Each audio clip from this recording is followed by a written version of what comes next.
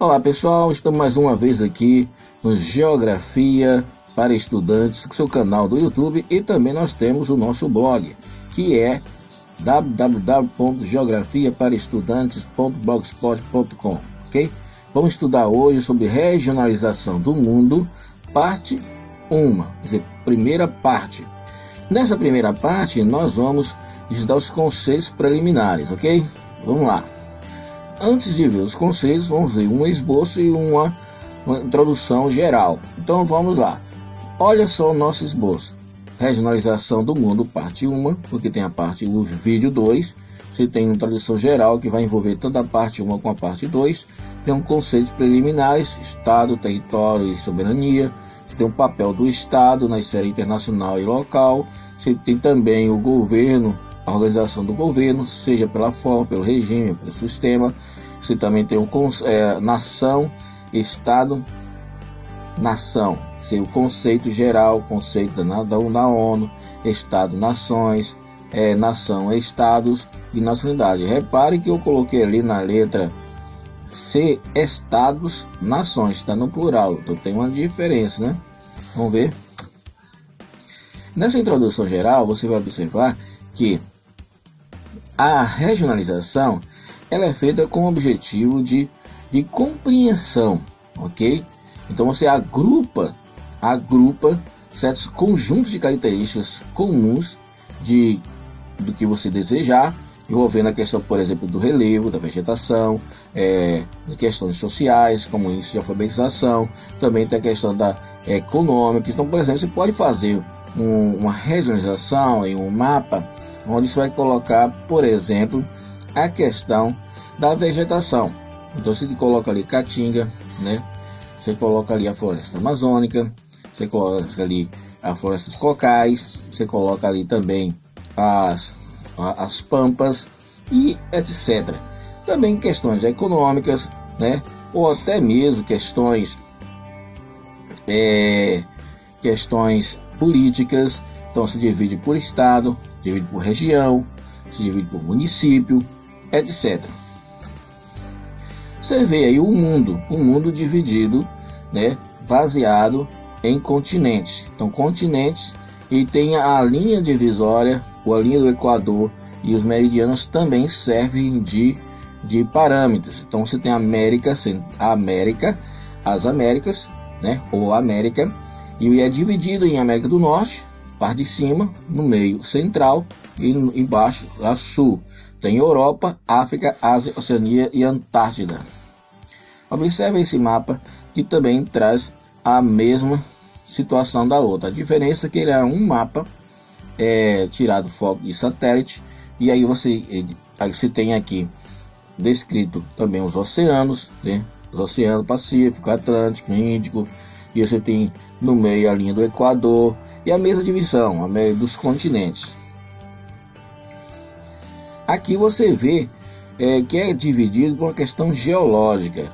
A cor que você observa tem bacias sedimentares, essa mesediada. A amarela seria o desdobramento modernos, e a verde é o maciço antigo, ok? E etc. Aqui nesse material você vai ver a organização continental, ok? Nas terras emersas, ok? A superfície terrestre, você olha para o planeta e você vai observar que o planeta todo tem uma superfície. Então tem a parte emersa, que são as terras, e tem as águas oceânicas ou demais, ok? Seja ali de rios, seja de lagos. Então a Terra, o planeta tem a superfície de terras emersas ou águas. Vamos ver então aqui, continuando, você vê, conforme eu já expliquei nos mapas, basta você ler, você vai notar que é o que eu já expliquei. Primeiros conceitos que eu estou trazendo para você os estados, território e soberania nacional. O estado ele compreende uma população, claro, todo estado tem uma população, tem que ter um território, tem que ter na qual ele vai exercer o seu poder, sua soberania, sem influência de nenhum outro país, nenhum outro estado. Então preste bem atenção, o Brasil ele é um Estado-nação. Então nós, como Estado, nós temos o nosso território, mais de 8 milhões de quilômetros quadrados, nós temos nossa população, em torno de 207 milhões de pessoas, nós temos as nossas leis, nossa Constituição, as nossas instituições que mantêm a nossa soberania. O território, como está aí, é a extensão terrestre sobre o qual o Estado exerce sua soberania. A soberania nacional é o poder que tem cada um dos estados, no qual eles têm a sua própria organização, né, limitado pelo seu território, geograficamente, com as suas fronteiras. Essas fronteiras reconhecidas internacionalmente. Isso não quer dizer que, se não tiver reconhecida pelo homem, que ele não possa ter o devido reconhecimento de outras nações. Você vê Taiwan, por exemplo, né, ela tinha uma cadeira na ONU como um país reconhecido, mas devido ao conflito com a Índia, com a China, que a China exige Taiwan como território deles e não aceita a independência deles, a cadeira de Taiwan foi tomada pela China, né? Foi atendida na ONU e passado para a China. No entanto, vários países como Estados Unidos e outros mais reconhecem Taiwan como uma nação independente, como um Estado independente. Então eles são todos organizados como Estado. Eles têm seu exército, têm sua Constituição, é totalmente independente da China. Então é isso aí. Eles têm soberania. Só que existe um conflito com a China que não aceita e que a China constantemente ameaça. Esta soberania não limita-se apenas à parte terrestre, mas envolve também a questão do aérea e a questão também do mar. Tem um mar territorial que está ao longo da costa e tem uma extensão de 12 quilômetros, ok? Além disso, existe a outra parte também reconhecida para a exploração comercial de cada país. Vamos continuar, você pode ler aí. Também nós temos o papel do Estado na esfera internacional e local.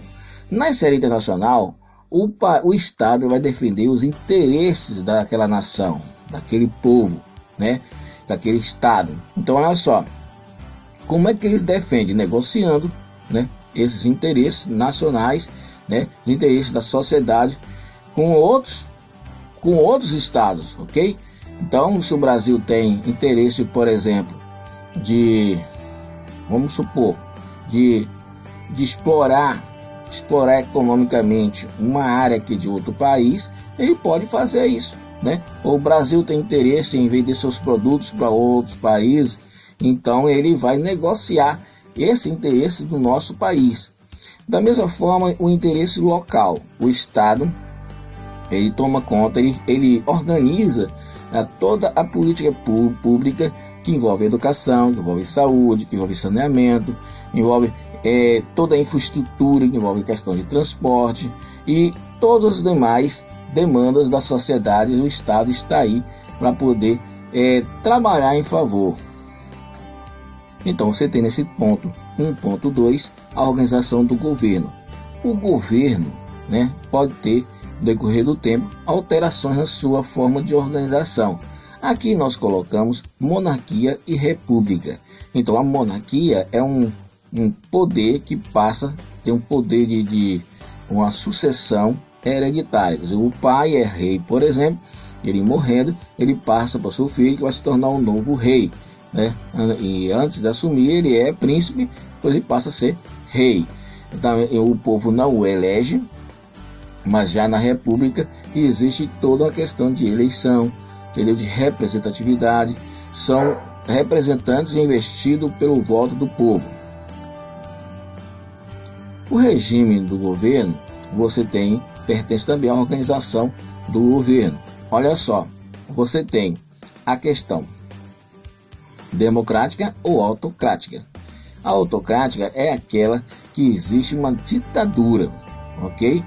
O poder exercido por uma pessoa, por um grupo de pessoas, os direitos não são individuais, não são respeitados, liberdade de expressão, de associação, de opinião, muitas vezes liberdade religiosa também, né? As regras não são tão bem definidas assim, ou podem ser definidas tirando os direitos. Nós sabemos que também a questão democrática, o povo elege seus representantes, né? E todo o funcionamento do governo tem influência do povo, porque é um sistema democrático. Você vê que está lendo aí, com certeza, o texto. Na democracia, a população tem papel ativo nas decisões políticas, elegendo seus representantes por meio do voto. O sistema de governo tem dois, presidencialismo e parlamentarismo. O Brasil é presidencialista e tem o outro parlamentarista, que é um sistema representativo, né, que tem como base o parlamento e tem um gabinete ministerial, que é o poder legislativo, encarregar, e esse ajuda, contribui para o governo funcionar, ok? Dando sustentação política ao poder executivo em geral pelo primeiro-ministro. Você tem também a questão na questão do presidencialismo, o representante é o presidente, entendeu? E você tem o poder executivo, legislativo e judiciário. Os três são interdependentes e o legislativo e o judiciário servem de sustentação também para o executivo administrar o país. Nação e Estado-nação. Conceito geral é que nação é sinônimo de povo, né? Um grupo de pessoas com características culturais, com línguas e tradições comuns e ou éticas.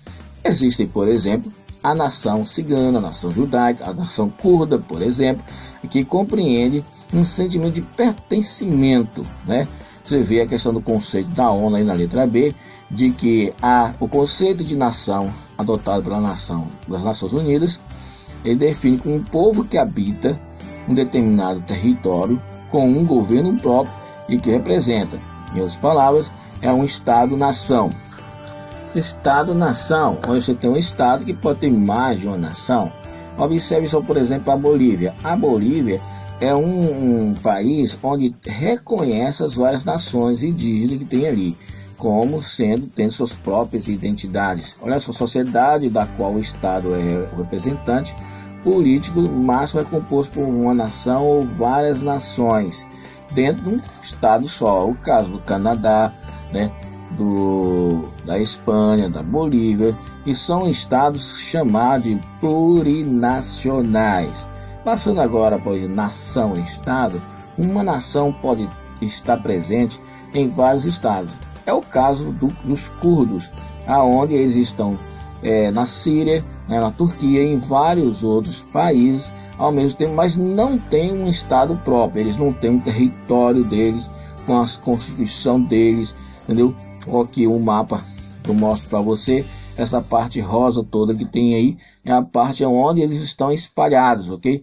E vê que observa que ele pega um pedaço da Síria, do Iraque, da Turquia, do Irã, e existem conflitos por causa disso.